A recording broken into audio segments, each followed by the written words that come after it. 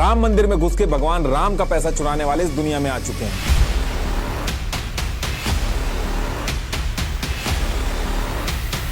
Samajwadi party के अखिलेश यादव ने जब ये सारी चीजें उठा के ट्वीट की, बीजेपी एमएलए ने 20 लाख में पंडित से जमीन खरीद के 2.5 करोड़ में ट्रस्ट को बेच दी। भगवान राम का 3 किलो का हार 1 किलो की चरण पादुका नकली सोने से बदल दोगे। 2 करोड़ की जमीन 10 मिनट के अंदर 18 करोड़ की कर दी, कोई पूछने वाला नहीं। एसबीआई के ऊपर जबरदस्ती प्रेशर डाल के अपने लड़के लगवा दिए। ये 12,000 की सैलरी पे 25-25 लाख के मकान बना रहे हैं।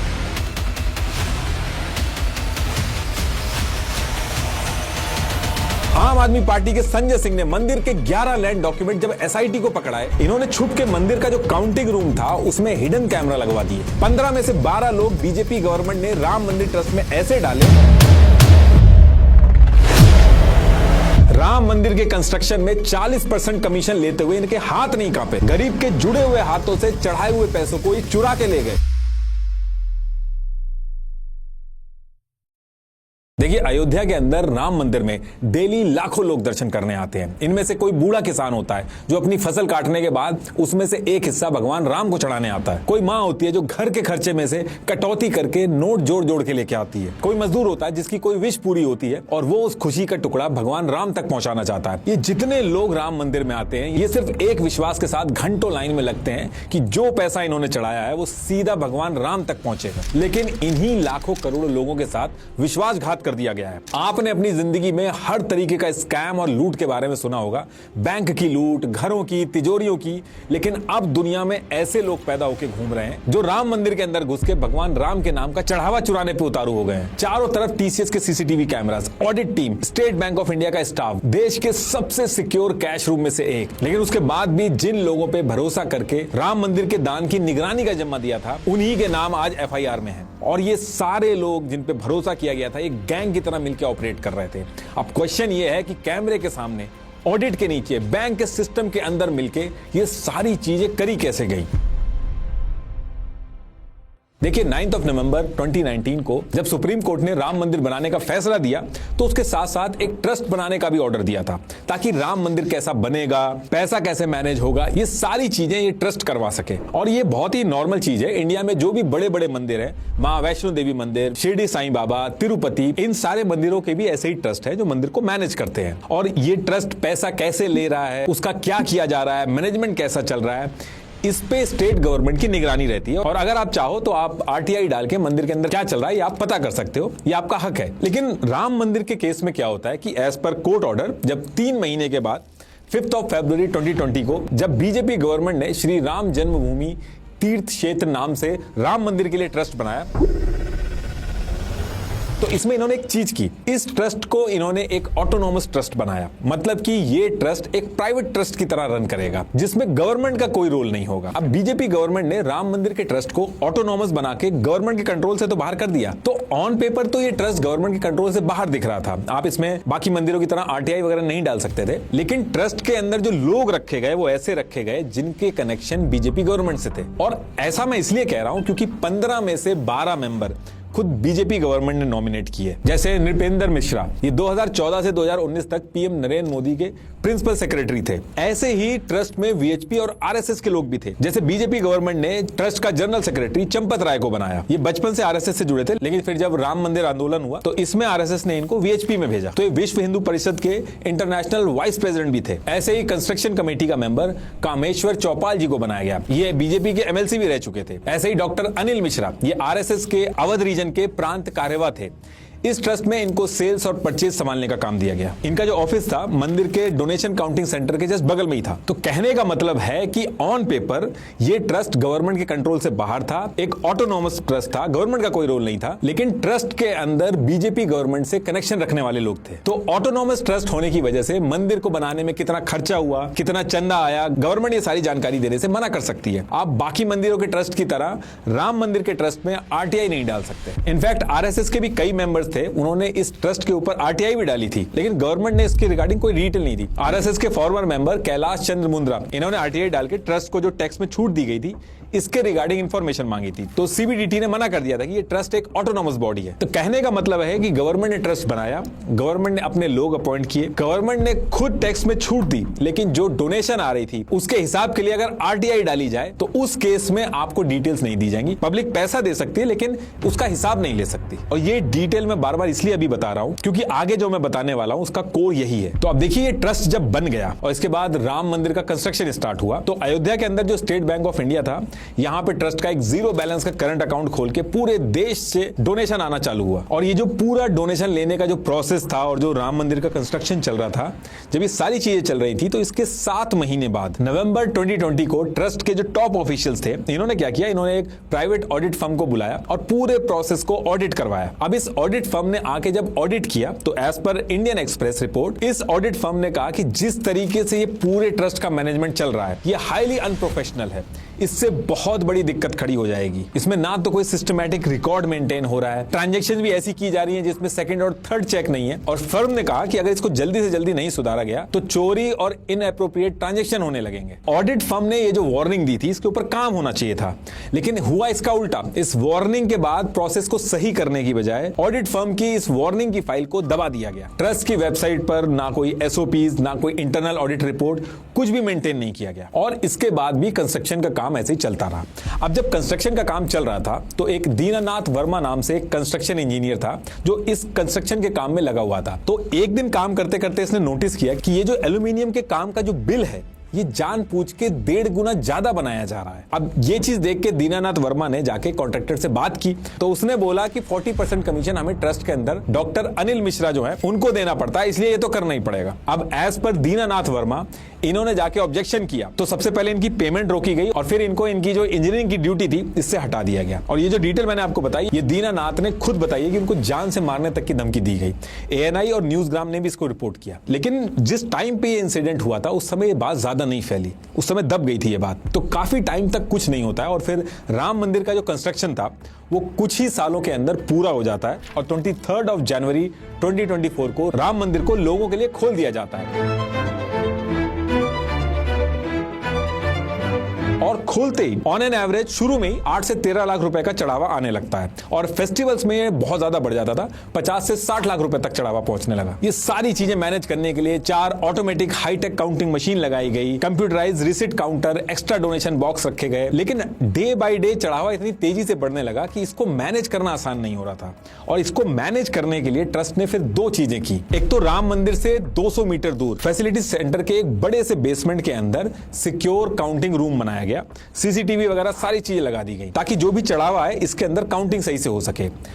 दूसरी चीज ट्रस्ट ने यह की कि एसबीआई जो बैंक था इसके साथ एक एमओयू साइन किया ताकि ये जो सारा काम चल रहा है ये प्रोफेशनल तरीके से मैनेज किया जा सके। इस एमओयू को साइन करने के बाद फिक्स हुआ कि पैसा इकट्ठा करने से लेकर गिनने और बैंक पहुंचाने तक का जो पूरा प्रोसेस है ये एसबीआई और एसबीआई के ऑफिसर मिलकर देखेंगे। अब एसबीआई के साथ जब ये एमओयू साइन हुआ तो यहां से काम के लिए एसबीआई को प्रॉपरली इंटरव्यू वगैरह लेके उनकी क्वालिफिकेशन के बेसिस पे हायर करना था। लेकिन ये करने की बजाय हायरिंग जुगाड़ और कौन ट्रस्टी का खास है उसके बेसिस पे होने लगी। सबसे पहले ट्रस्ट में जो चंपत राय थे उनके क्लोज रत्नेश चतुर्वेदी और गगनदीप सिंह, इनको मंदिर से बैंक तक डोनेशन और चढ़ावा ले जाने वाली टीम में ऐड कर दिया गया। और हिंदुस्तान की रिपोर्ट में यह भी बताया गया कि एक बैंक ऑफिसर ने उनको बताया कि जब ये हायरिंग हो रही थी तो एसबीआई के ऊपर प्रेशर बनाया गया कि उनके जो लॉयल हैं सिर्फ उनको ही रखा जाए। तो जो हायरिंग भी हुई वो प्रॉपरली प्रोफेशनल्स को हायर करने की बजाय एसबीआई के ऊपर प्रेशर डाल के जान पहचान वालों को रखा गया। अब इसके बाद एसबीआई को प्राइवेट सिक्योरिटी और कैश हैंडलिंग के लिए भी हायरिंग करनी थी। तो इस काम के लिए एसबीआई ने बनारस की सैनिक सिक्योरिटी सर्विसेज को यह काम आउटसोर्स कर दिया और यहां भी क्वालिफाइड और प्रोफेशनल्स को रखने की बजाय बिना कोई इंटरव्यू प्रोसेस फॉलो करे ट्रस्ट के अंदर जो लोग थे उनकी सिफारिश पे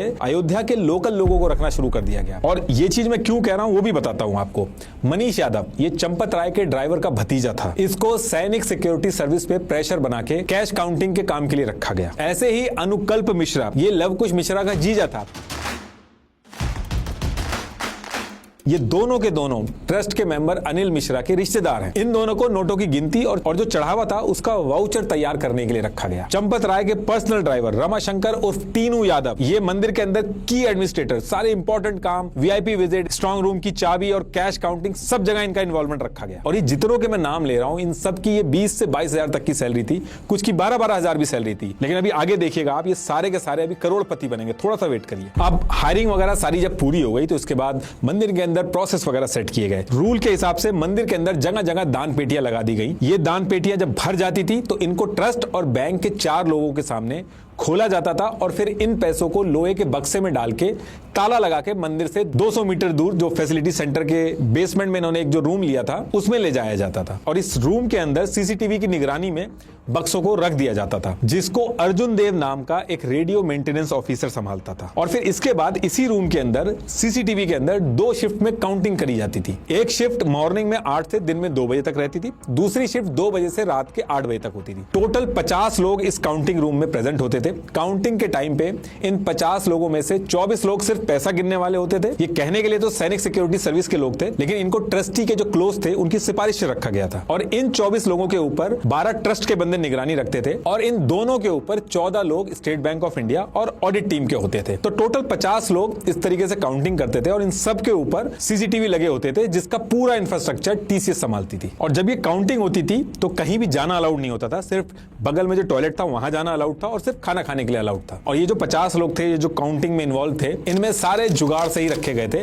लव कुश मिश्रा, मनीष यादव, अनुकल्प मिश्रा, टीनू यादव, ये सारे के सारे आपस में एक दूसरे को जानते थे। कोई किसी का भतीजा था, कोई किसी का जीजा था, कोई किसी को 5 साल पहले मिला था। तो कहने का मतलब यह है कि क्योंकि जुगाड़ से इनकी सबकी नौकरी लगी थी तो कोई भी थर्ड पार्टी के थ्रू इनका वेरिफिकेशन वगैरह भी नहीं हुआ था। अब जब ये काउंटिंग प्रोसेस स्टार्ट होता है तो इसके कुछ दिन बाद ये लोग चोरी करना स्टार्ट करते हैं। इन लोगों को ऑलरेडी पता था कि मेन कैमरे किस जगह पे लगे हैं, ऑलरेडी एक दूसरे को जानते थे, लोकल थे। तो बहुत ही कोऑर्डिनेटेड तरीके से इन्होंने क्या किया, कुछ कैमरे जो लगे हुए थे उनका व्यू ब्लॉक किया। और जब ये व्यू ब्लॉक करते थे तो बाकी क्या करते थे कि 500 की गड्डी जेब में डाल लेते थे। और उसके बाद एज पर एनडीटीवी इन गड्डियों को वॉशरूम जाने के बहाने वहीं टॉयलेट में छुपा दिया जाता था।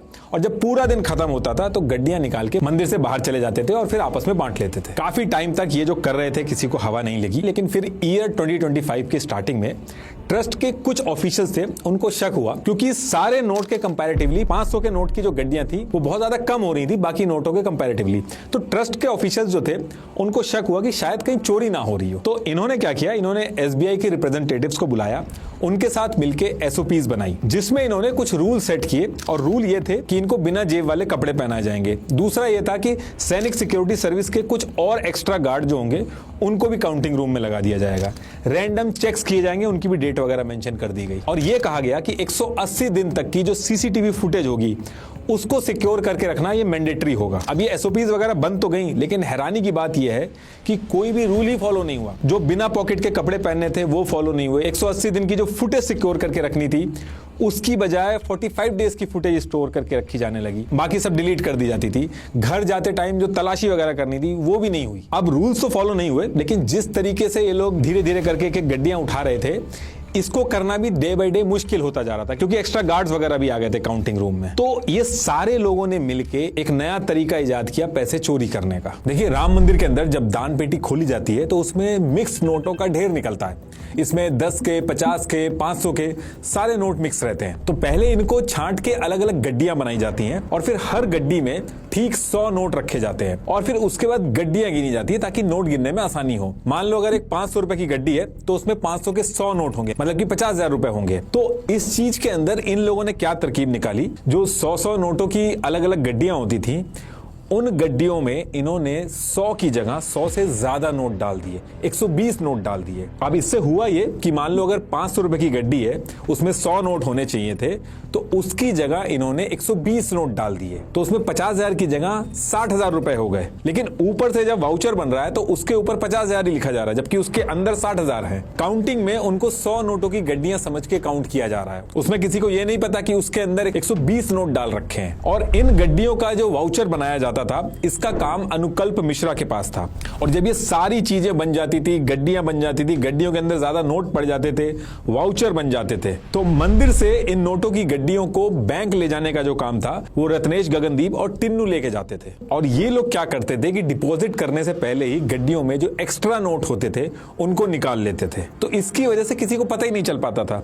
मंदिर के अंदर 120 नोटों को 100 नोट का वाउचर लगा दिया जाता था और बैंक में 100 नोट जाके जमा कर दिए थे, और बीच में जो 20 नोट थे उनको बीच में निकाल लिया जाता था। और बैंक में डिपॉजिट करने के बाद जब ये वापस आते थे तो एक जगह डिसाइड करके भगवान राम के चढ़ावे के पैसे को आपस में बांट लेते थे। और काफी महीनों तक हर दिन ये काम ये लोग करते रहे। लेकिन मार्च 2026 आते आते एसबीआई को डोनेशन काउंटिंग प्रोसेस में सस्पिशियस एक्टिविटी दिखने लगती है कि कुछ तो इस सिस्टम में गड़बड़ चल रही है। तो सेम डे एसबीआई ने जो ट्रस्ट था उसको रिटर्न में एक सजेशन दिया कि ये जो स्टाफ काउंटिंग कर रहे हैं हमें इनको रिप्लेस करके किसी और स्टाफ को रख लेना चाहिए, ताकि ये जो चोरी और घपले का डर है ये खत्म हो जाए। लेकिन अनिल मिश्रा और चंपत राय इस चीज को करने के लिए साफ मना कर देते हैं, और इनके जो लोग थे जो काउंटिंग कर रहे थे वो एज इट इज काम करते रहते हैं। तो एसबीआई जो था वो स्टाफ तो नहीं चेंज कर पाया, लेकिन कुछ ऑफिशियल्स थे मई 2026 के एंड में इन्होंने क्या किया, काउंटिंग रूम में जो मेन कैमरास लगे हुए थे उनकी लोकेशन तो हर किसी को पता थी, उसके साथ इन्होंने हिडन कैमरा छुपा के लगा दिए ताकि इस काउंटिंग रूम के अंदर चल क्या रहा है उसके बारे में पता चल सके।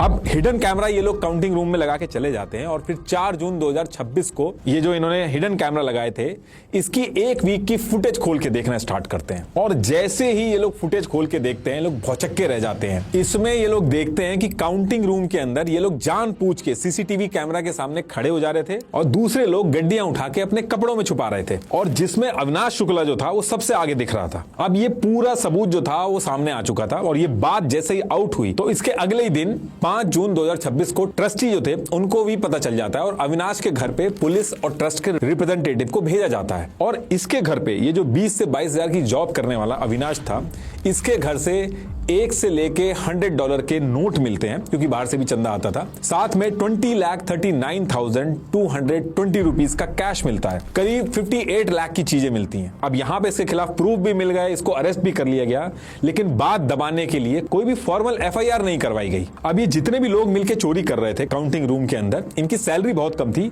लेकिन ये बहुत तेजी से बढ़ रहे थे। ये लोग अपना घर बनवा रहे थे, जैसे लव कुछ जिसकी सैलरी सिर्फ 12,000 रुपए थी, इसने 25 लाख रुपए लगा के 2 मंजिला घर बनवाना शुरू कर दिया था। ये उसकी फोटो है। तो इन सारी चीजों को देखते हुए जो इनके साथ के लोग थे जो चोरी नहीं कर पा रहे थे, ये इनसे चिड़े हुए थे। तो हिडन कैमरा वाली बात जिस दिन खुली, इसके 2 दिन बाद मंदिर के स्टाफ में से ही एक आदमी था, ये समाजवादी पार्टी के लीडर पवन पांडे के पास जाके ये सारी चीजें बता देता है, और फिर समाजवादी पार्टी के चीफ अखिलेश यादव ट्वीट करके ये पूरा मुद्दा दुनिया के सामने उठा देते हैं, और सेम डे के अंदर ये मुद्दा नेशनल न्यूज बन जाता है। Allegations of corruption have shaken one of the country's most sacred sites, the Ram Mandir. The question is simple: was public trust betrayed in the name of faith?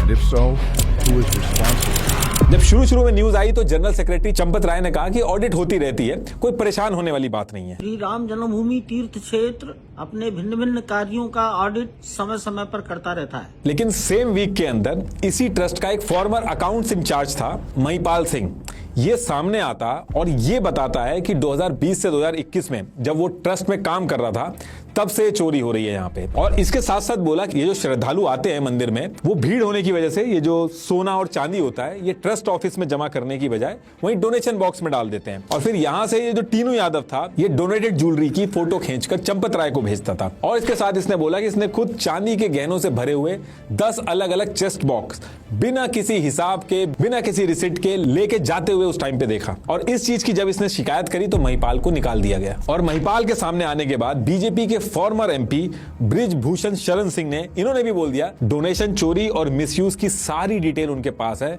लेकिन वो किसी को देंगे नहीं क्योंकि बहुत ही पावरफुल लोग शामिल हैं इसमें। अब देखिए यहां से पूरे देश में ये बात आग की तरह फैल गई, हर तरफ से प्रेशर बनने लगा। और फिर 13 जून 2026 को यूपी के चीफ मिनिस्टर योगी आदित्यनाथ ने स्पेशल इन्वेस्टिगेशन टीम बना के इस पूरे इशू की इंक्वायरी स्टार्ट करा दी, और एसआईटी की टीम ने सेम डे से काम करना स्टार्ट कर दिया। अयोध्या जाकर इन्होंने 40 से ज्यादा लोगों से बैक टू बैक पूछताछ स्टार्ट कर दी। इसके बाद ये जो एसआईटी की टीम थी ये काउंटिंग रूम के पास पहुंची।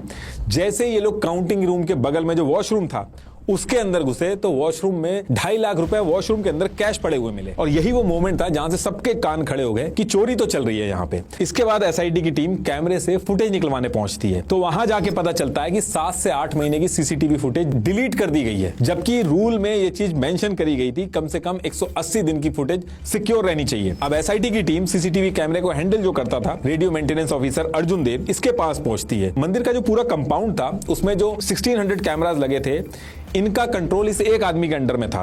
एज पर एबीपी न्यूज, ये अर्जुन देव अपनी ऑफिशियल ड्यूटी से हटकर मंदिर के कई कामों में इन्वॉल्व था और जो ट्रस्टी थे उनका बहुत ही भरोसेमंद था। 2009 से यानी कि 17 साल से मल्टीपल टाइम इसके ट्रांसफर के ऑर्डर आए, लेकिन हर बार इसको रोक दिया गया। 17 साल में एक बार भी ट्रांसफर ना होना बहुत हैरानी की बात है। और इससे भी हैरानी की बात यह है जो 17 साल से इसका ट्रांसफर नहीं हुआ, जैसे एसआईटी की टीम आई इसे ट्रांसफर करके गोरखपुर भेज दिया गया। व्हाट्सएप चैट्स डिलीटेड मिली, मोबाइल फोन्स फॉर्मेट मिले, जितने डिजिटल एविडेंस थे उनको डिस्ट्रॉय कर दिया गया। अब इसके बाद एसआईटी की टीम 13 जून को टीनू यादव के घर पहुंचती है। छापे में इसके घर से ज्वेलरी, कैश, 50 करोड़ रुपए की प्रॉपर्टी के पेपर, एयरपोर्ट के पास 70 रूम का एक हॉस्टल, कई सारे रेस्टोरेंट में हिस्सेदारी के पेपर, फॉर्च्यूनर जैसी कार मिली। जबकि टीनू यादव मंदिर आने से पहले ऑटो चलाता था, फादर चाय बेचते थे। सेम डे 13 जून 2026 को इसका जो भतीजा था मनीष यादव, इसके पास एसआईटी टीम पहुंचती है तो इसके पास से 36 लाख रुपए कैश मिला। अगले दिन 14 जून को लव कुश मिश्रा जो पहले कार मैकेनिक था, उसके घर छापे में गोबर के ढेर में से 10 लाख रुपए कैश मिले। बाकी इसके साथ साथ में अपना घर बनवा रहा था। अनुकल्प मिश्रा फार्म हाउस खरीद चुके थे। केडी तिवारी जो था उसको मंदिर के अंदर जो सोना चांदी डोनेट होता है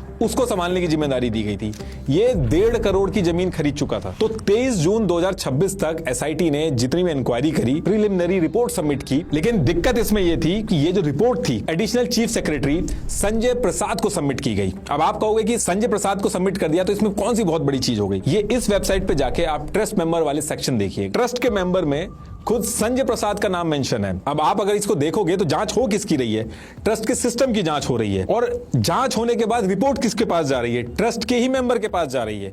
ये एक सीधा सीधा कॉन्फ्लिक्ट ऑफ इंटरेस्ट है। लेकिन एसआईटी की रिपोर्ट सबमिट होने के 2 दिन बाद 25 जून 2026 को ट्रस्ट के मेंबर कृष्ण मोहन ने एफआईआर रजिस्टर करवाई।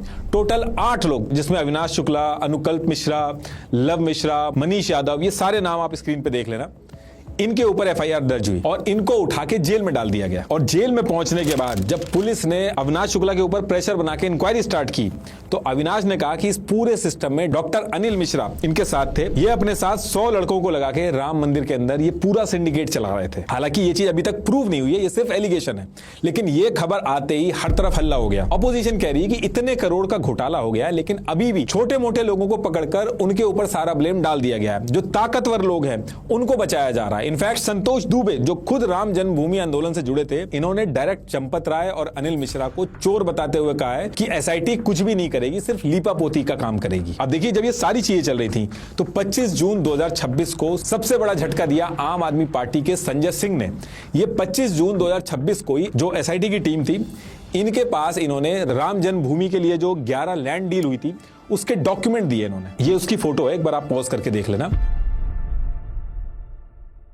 तो अभी तक राम मंदिर के अंदर जो चढ़ावा चोरी का जो पूरा मामला चल रहा था, उसमें आम आदमी पार्टी के संजय सिंह ने दूसरा फ्रंट खोल दिया। और इस रिपोर्ट में क्या मेंशन है वो भी बताता हूं आपको। जब राम मंदिर की कंस्ट्रक्शन चल रही थी तो इसके कंस्ट्रक्शन और एक्सपेंस के लिए 2021 में ट्रस्ट ने श्री राम जन्मभूमि मंदिर निधि समर्पण अभियान इस नाम से श्रद्धालुओं से फंड रेजिंग करी। और सिर्फ 1 महीने से कम टाइम में श्रद्धालुओं ने लगभग 1511 करोड़ की डोनेशन भगवान राम के नाम पे कर दी। अब ये जो पैसा इकट्ठा किया था, इस पैसे से राम मंदिर के लिए जमीन खरीदी जानी थी। जमीन कहां और कितनी लेनी है, इसके लिए 5 मेंबर की कमेटी बनाई गई थी। लेकिन 5 में से सिर्फ 2 लोग, चंपक राय और अनिल मिश्रा, यही सारे डिसीजन ले रहे थे। बाकी जो 3 लोग थे उनसे सिर्फ साइन करवाए गए। अब दिक्कत इसमें यह हुई कि ये जो जमीन खरीदी गई, ये सारी जमीन जिस तरीके से खरीदी गई वो नॉर्मल नहीं थी। जैसे मई 2021 को इन्होंने एक जमीन अयोध्या के मेयर ऋषिकेश उपाध्याय के भतीजे दीप नारायण से खरीदी। लेकिन अजीब बात इसमें यह थी कि दीप नारायण ने यह जमीन सिर्फ 2.5 महीने पहले 20 लाख रुपए में खरीदी थी और 2.5 महीने के बाद ट्रस्ट ने दीप नारायण से इस 20 लाख की जमीन को 2.5 करोड़ में खरीदा। अब इतने कम टाइम में ये जो एक्स्ट्रा पैसा बनाया गया, ये गया किसकी जेब में? ऐसे ही रवि मोहन तिवारी और सुल्तान अंसारी नाम के 2 लोगों ने 2 करोड़ में 1.2 हेक्टेयर जमीन खरीदी थी। ये सिर्फ 10 मिनट बाद, घंटे या महीने की बात नहीं कर रहा हूं, 10 मिनट बाद ये जमीन 18.5 करोड़ में ट्रस्ट ने खरीदी। कुछ डीलें तो चोर और उचक्कों से भी हुई। हरीश पाठक और उनकी पत्नी कुसुम, इन पे चोरी और धोखाधड़ी और फॉर्जरी के केस थे। 2018 से कोर्ट ने इनको भगोड़ा घोषित कर रखा था। पुलिस पीछे पड़ी हुई थी और ट्रस्ट ने इनके पास जाके लैंड की डील करी। 676 स्क्वायर मीटर की जमीन एक बीजेपी एमएलए ने एक दूसरे पंडित जी से 20 लाख रुपए में खरीदी और 2.5 करोड़ में ट्रस्ट को बेची। ये इतना ज्यादा जो पैसों का हेरफेर चल रहा था, जो लोकल पंडित थे वो भी चिल्ला चिल्ला के थक गए थे कि जमीन में फ्रॉड करके ये लोग पैसा दबा रहे हैं, लेकिन उस टाइम कोई कार्रवाई नहीं हुई थी। और इसके साथ साथ जब राम मंदिर का कंस्ट्रक्शन चल रहा था तो इस टाइम पे विश्व सिंधी सेवा संगम, इनके लोगों ने मिलकर 26 जनवरी 2021 को एक केजी की 200 चांदी की ईंटें, यानी कि 200 केजी के करीब सिल्वर, इतनी चांदी की ईंटें इन्होंने मंदिर बनवाने में लगवाने के लिए चंपत राय को दी थी। जब भी ऐसी डोनेशन होती है तो एक रसीद मिलती है ताकि रिकॉर्ड रखा जा सके कि किसने किसको दी है। लेकिन ईंटें लेने के बाद सिंधी कम्युनिटी से यह बोला गया कि जब ये चांदी की प्योरिटी चेक हो जाएगी उसके बाद रसीद मिलेगी। तो अभी तक ना तो वो रसीद मिली है और उन ईंटों का क्या हुआ वो भी नहीं पता चला। अभी एसआईटी मुंबई में भी लोगों से जाके पूछताछ कर रही है। एक बिजनेसमैन ने कहा कि उसने रामलला के लिए 3 किलो चांदी का हार और 1 किलो की चरण पादुका ये टीनू यादव को दी थी, उसकी रसीद भी इनको अभी तक नहीं मिली। देखिए, लोगों की भगवान राम पे जो आस्था है उसके लिए उन्होंने अपनी कमाई लगा के राम जी के लिए ईयरिंग, झुमके, नोज रिंग सब चढ़ाए, तो कोई रिकॉर्ड ही नहीं है उसका। उल्टा यह कहा जा रहा है कि ये सारी ज्वेलरी ट्रस्ट के रिकॉर्ड में आने से पहले ही डोनेशन बॉक्स से निकालकर चोरी कर ली गई। किसने करी इसके बारे में कोई डिटेल नहीं है। इनफैक्ट ये डर अब आ गया है कि भगवान राम को जो ज्वेलरी चढ़ाई गई है उसको फेक ज्वेलरी से कहीं रिप्लेस ना कर दिया गया, और इसकी इन्वेस्टिगेशन तक स्टार्ट हो गई। देखिए, ये जो पूरा मामला चल रहा है इसमें सबसे जो चुभने वाली बात है वो ये है कि वार्निंग एक बार नहीं 2 बार दी गई। पहले 2020 में दी गई, फिर 2025 में दी गई, और दोनों बार इस पे ध्यान नहीं दिया गया। किसी ने अपने बच्चे की नौकरी के लिए मन्नत मांग के पैसे चढ़ाए, किसी ने माँ बाप की हेल्थ के लिए पैसे चढ़ाए। आप कभी राम मंदिर में जाके देखोगे तो लोग जिस तरह से जुड़े हुए हाथों से भगवान राम के सामने पैसे रखते हैं, ये लोग उस पैसे को चुरा के ले गए हैं। अब यहाँ पे सबसे बड़ा क्वेश्चन ये है कि भगवान राम के गहने चुरा के उनको नकली ज्वेलरी पहनाने वाला आखिर है कौन, ये पता चलना बहुत जरूरी है। एफआईआर आप जाके देखोगे तो सब छोटे नाम, ड्राइवर, भतीजे, रिश्तेदार, इनके जो आका हैं उनके नाम अभी तक सामने नहीं आए। ये जो लोग हैं इतने केपेबल नहीं है कि अकेले इतने करोड़ों का हेरफेर कर देंगे। इनके माई बाप कौन है उनका पता चलना बहुत जरूरी है, ताकि इस देश के अंदर दोबारा कोई भूल से भी ऐसा करने की ना सोचे। अगर इसको हमें सही से करना है तो सिस्टम बनाने होंगे। ये सारी दिक्कतें वहीं से स्टार्ट हुई जब ट्रस्ट को ऑटोनोमस बना के आरटीआई से बाहर कर दिया गया, रूल्स फॉलो नहीं किए गए। ये सारा पैसा पब्लिक का है तो हिसाब भी पब्लिक में ही होना चाहिए। हर साल का इंडिपेंडेंट ऑडिट वेबसाइट पर पब्लिश होना चाहिए। डोनेशन का रियल टाइम डैशबोर्ड हो, हर ऑनलाइन ट्रांजैक्शन दिखे, और जो लोग पैसा गिनने वाले हैं वो उन लोगों से बिल्कुल अलग हो जो उन्हें कुर्सी पर बैठा रहे हैं।